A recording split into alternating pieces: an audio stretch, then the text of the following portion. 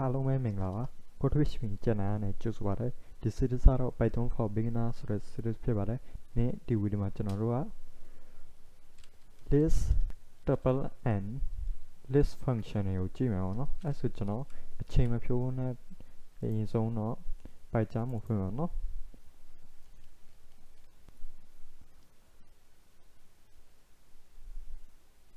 project မှာနေမယ်ဒီ file လေးကိုဖြတ်လိုက်မယ်ပါပြီးတော့ကျွန်တော် new file လုပ်မယ် project ထဲမှာ right click လုပ်မယ်ပြီးတော့ new python file ပြီးတော့ကျွန်တော် ex6 ဆိုပြီးထားမယ်ပေါ့နော် enter လုပ်မယ်ပြီးတော့ဒီဟာလေးကိုကျွန်တော်ဖြတ်လိုက်မယ်ပြီးတော့ zoom လုပ်မယ်ပြီးတော့အရင်ဆုံးတော့ list ဆိုတာပါလဲပေါ့ list ဆိုတာပြောရင်ဥပမာပြောရင်အဲ့ list က variable လို့ပဲဒါပေမဲ့အဲ့ list ထဲမှာအများကြီးထည့်လို့ရတာပေါ့နော်ဥပမာကျွန်တော်ရေးပြမယ် list list ဆိုပြီးကျွန်တော်ဥပမာတစ်ခု list လုပ်မယ် list လုပ်မှုအတွက်ဒီဟာတော့ပေါ့နော်ပြီးတော့ကျွန်တော်နံပါတ်ထည့်မယ်1 2 3 4 5ထိထည့်လိုက်မယ်ပြီးတော့ကျွန်တော် list ကို print လုပ်မယ် print လုပ်မယ်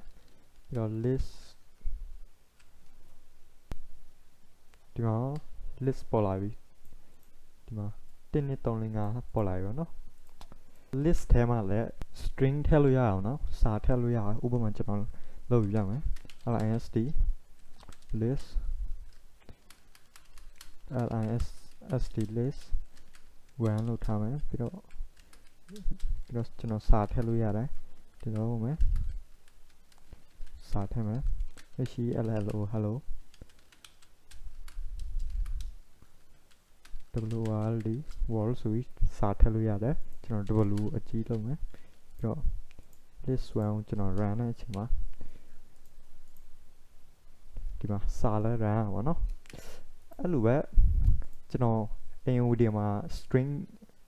ကိုရီလို့ရတယ်လို့ list မှာလဲဒီမှာကျွန်တော်ဥပမာဒီ hello ယူရှင်လဲဆိုအရင်တော့လို့ပဲဒီမှာ0နဲ့ဒီလိုလုပ်ပြီးယူလို့ရပါတယ် hello ဒီမှာ hello လာပြီဒီကတော့မထူးဆန်းပါဘူးကျွန်တော်အရင်ဗီဒီယိုမှာသင်ထားရဆိုတော့မထူးဆန်းပါဘူးအဲ့လိုပဲ string ထဲမှာ function ရှိတယ်လို့ပဲ list ထဲမှာလည်း function ရှိရပါတော့ကျွန်တော်ဥပမာ function ပြမယ်ဒီက fn ဆိုတဲ့ function ကဘာလုပ်လဲဆိုတော့ကျွန်တော်ပြမယ်စမ်းပြီဒီဟာကိုဖြတ်ပါ print ကိုဖြတ်ပြီးကျွန်တော်ဒီလိုပဲရေးပြီး code with me ဆိုတာထည့်မယ်နော်ဒီ fn ဆိုတဲ့ function ကဘာလုပ်လဲဆိုတော့ဒီ list ရဲ့အနောက်မှာတခုစာထည့်ပါနော်စာထည့်ဒီစာကိုကျွန်တော်ထည့်မယ်ပေါ့အဲ့ဆိုကျွန်တော်ထည့်ပြီးပြီဆို print လုပ်မယ်ပေါ့နော် print လုပ်မယ်ပြီးတော့ list 1ကို print လုပ်မယ်ပေါ့နော် run တဲ့အချိန်မှာဒီမှာ hello world အစား hello world လို့ရှိရအောင်နော်ကျွန်တော်ဒီမှာ code with me ဆိုတာကိုထည့်လိုက်ပြီးဒီအားနဲ့ဒီ function ကနားလည်လာပြီထင်တယ် fn ဆိုတဲ့ပြီးတော့နောက်တစ်ခု function ရှိရအောင်နော်ကျွန်တော်ဒီဟာကို comment လုပ်မယ်ပြီးတော့နောက်တစ်ခုကတော့ insert ဆိုတဲ့ function ပေါ့နော် insert ဆိုတဲ့ function ကဘာလုပ်လဲဆိုတော့ကျွန်တော်ဥပမာပြမယ်အဲ့လိုပဲခဏလိုပဲကျွန်တော် list 1ကို dot insert လုပ်မယ် enter လုပ်ပြီးဒီ insert ဆိုတဲ့ function ကဘာလုပ်လဲဆိုတော့ insert ဆိုတဲ့ function က2ကို4နဲ့ပြောင်းမယ်ပေါ့ဒီ 2 ကဘာလဲဆိုတော့အစရည်တာပေါ့နော်ဒီမှာ0 1 2 3က4နဲ့ပြောင်းသွားမှာပါ run တဲ့အချိန်မှာကျွန်တော် run မယ်sorry ပါကျွန်တော်ဒီက list 1ကိုတော့ print လုပ်ထားတော့အောက်ပေါ်ကမာသွားတယ်ဒီမှာ3ရဲ့အရှင်းမှာ4ရောက်သွားပါပြီဒီမှာ insert ဖြစ်သွားပါပြီဒီ function ကဘာလုပ်လဲဆိုတော့တခုခုသူ့နေရာဒီကနေရာပေါ့နော်ဘယ်နေရာမှာလဲဘယ်နေရာမှာဘာထည့်ရှင်လဲလို့သူကတခုခုစာကဏ္ဍထည့်လို့ရပါတယ်အဲ့လိုပဲစာမှာလည်းလုပ်လို့ရပါတယ် ကျွန်တော်ဥပမာ h ထည့်ရှင်တယ်ဗောနော် h ထည့်မယ်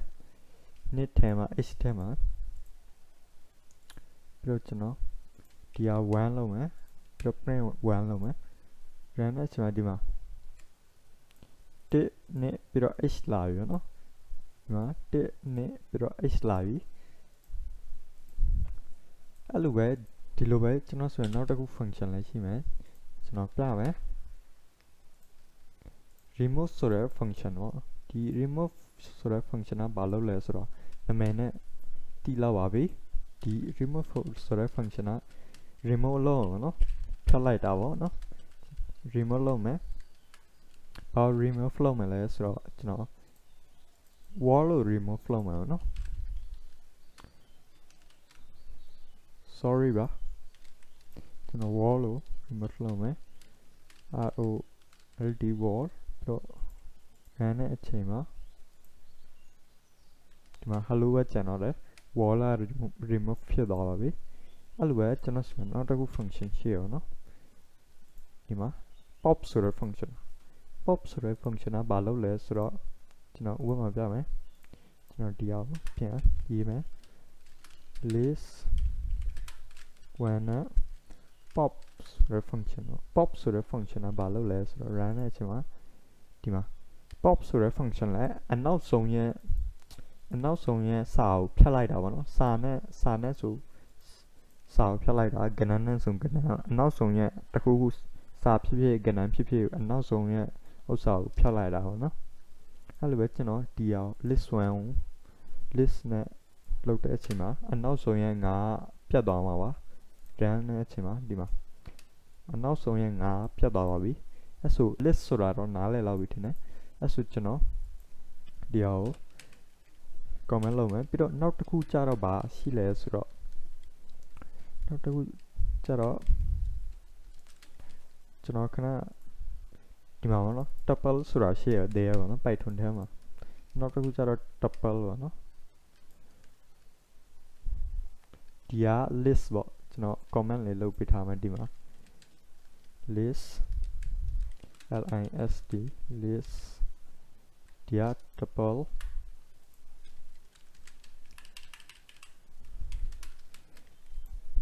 tuple ကိုကြတော့ဘယ်လိုလုပ်ရလဲဆိုတော့ tuple list နဲ့ဘယ်လိုကွာလဲဆိုတော့ကျွန်တော်ပြမယ်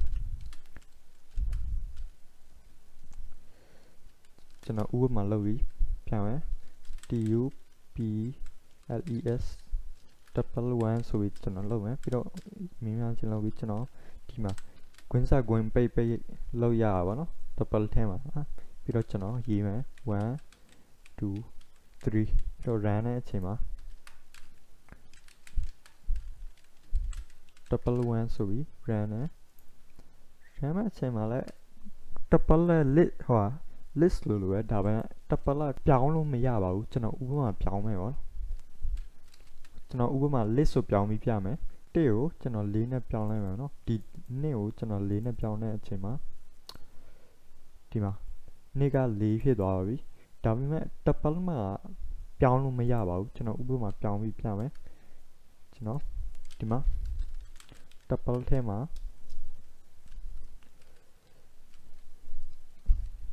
2ကိုပြောင်းမယ်နော်ဒီ2ကိုကျွန်တော်ပြောင်းမယ်မြင်မှန်ချင်းပြီးတော့2ဘာနဲ့ပြောင်းမလဲဆိုတော့ကျွန်တော်2ကို9နဲ့ပြောင်းလိုက်မယ်ပြောင်းတဲ့အချိန်မှာကျွန်တော် run မယ်နော်ဒီအောင်ပြန် comment နဲ့ and comment လုပ်မယ်ဒီအောင် comment လုပ်လိုက်မယ်ပြီးတော့ကျွန်တော် run တဲ့အချိန်မှာဒီမှာ error ပြပြီနော်